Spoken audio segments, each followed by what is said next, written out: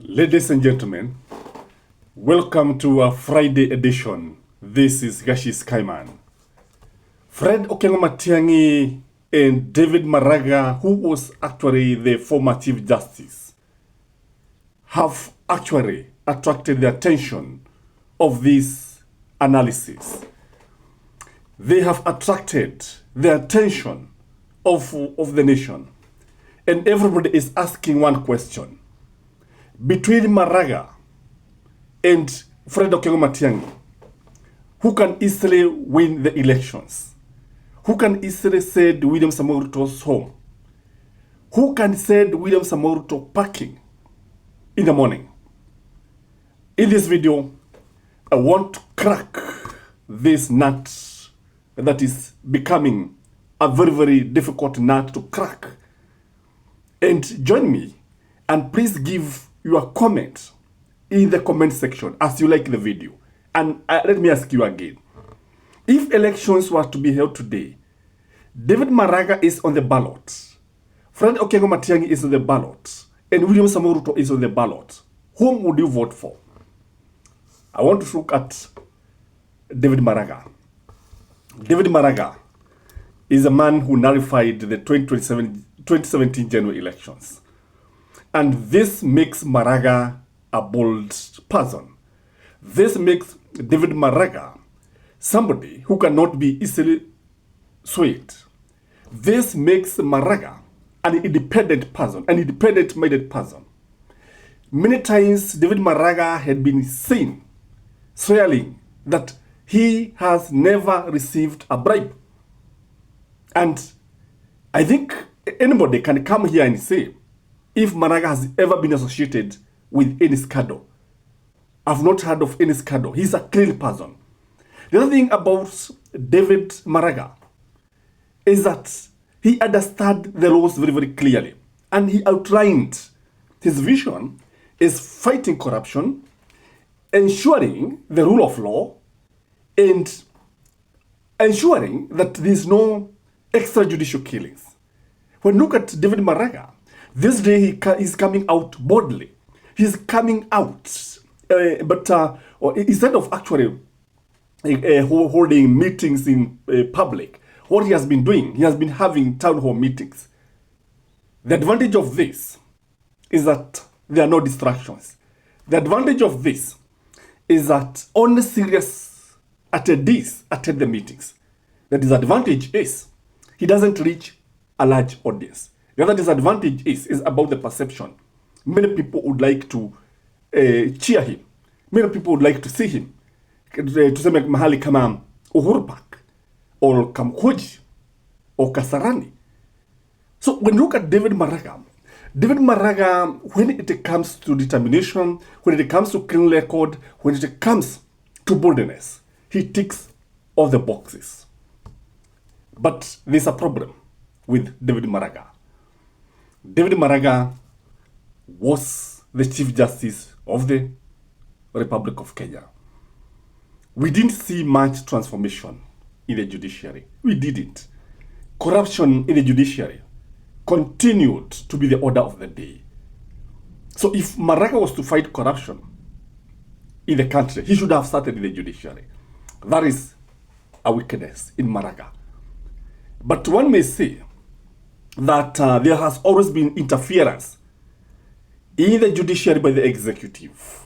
He may say this, but truth be told, there are some instances when judgment were passed, and when you look at it, there is a lot to be desired. A lot to be desired. And let me not dwell on that one.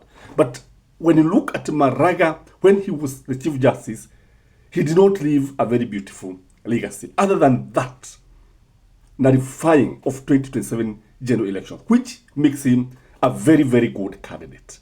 Let's look at Matiang'i.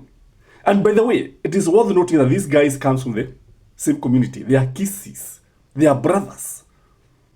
When you look at Matiang'i has a record. He has a record in the Ministry of Education. Those of you who did Matiang'i exams, you can attest to us. The way the invigilation was done, the way cheating was brought to an end, He has a record in the communication sector. He has a record in the interior. And this man is a bulldozer, truth be told. Huyu ni mtu wa kugoga kabisa. But he has a weakness. The weakness of Matiang'i is that just like Maraga, he doesn't come out and meet the people as people would expect. Yesterday, I saw him. I saw people converging at Jomo Kenyatta. They were saying that they were waiting for him because he resigned from World Bank. Ile kazi yake alikuwa anafanya pale. And maybe you can watch this clip.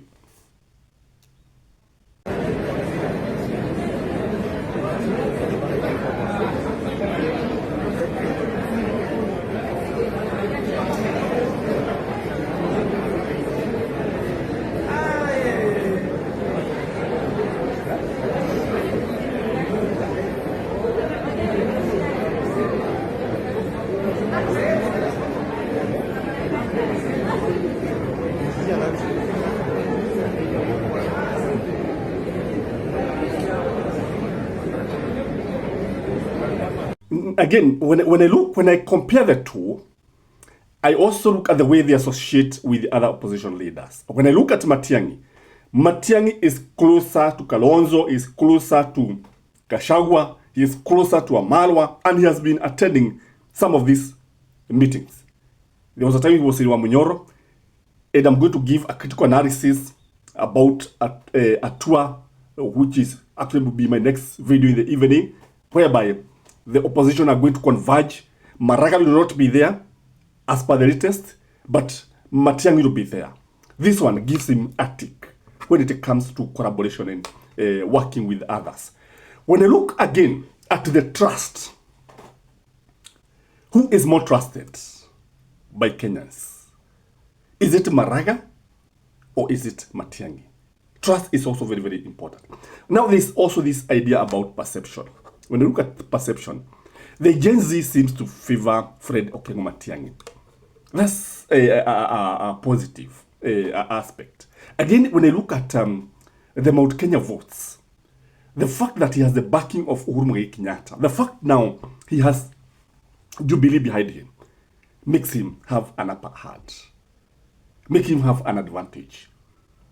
The fact that he also comes, there was a time he went to Kisii, and you remember, he was shocked by the way people turned out for his meeting, telling you that people are very, very happy with him. They expect him to vie for the presidency. But again, I'm looking at Matiang'i. Can Matiang'i be able to deconstruct William Samoei Ruto head on? What do you think, ladies and gentlemen? What do you think? Can he be able to, you look at the way Rigathi Gachagua confront William Samoei Ruto, the way he hit without missing any words. Can Matiang'i be able to do that? Because that is what Kenyans want, by the way. They want somebody who is going to deconstruct William Samoei Ruto. That's what they want. And again, when I look at Maraga, can Maraga do the same? So these gentlemen, I think they represent the hope of Kenya. For me, any one of them, I would vote for them. But if both of them were to be on the ballot, let me not say who I'm going to vote for, but I want you to vote and maybe come up with a way such that Kenyans will be able to know who is more popular. This is just, let's call this video an opinion poll to rate the two brothers who come from the same community, because it will be very, very interesting to see how Kenyans are going to react. Again, when I look at Matiang'i has money. I think it comes more money than Maraga. And these guys need a kitu inaitwa approach. Yani, both of them are attractive. So voters are at crossroads. Who is going to win the hearts and the minds of Kenyans? Because I believe if these guys play their card properly, one of them is going to be the next president. And it will happen in the morning. Have a blessed day. Till next time. Bye-bye.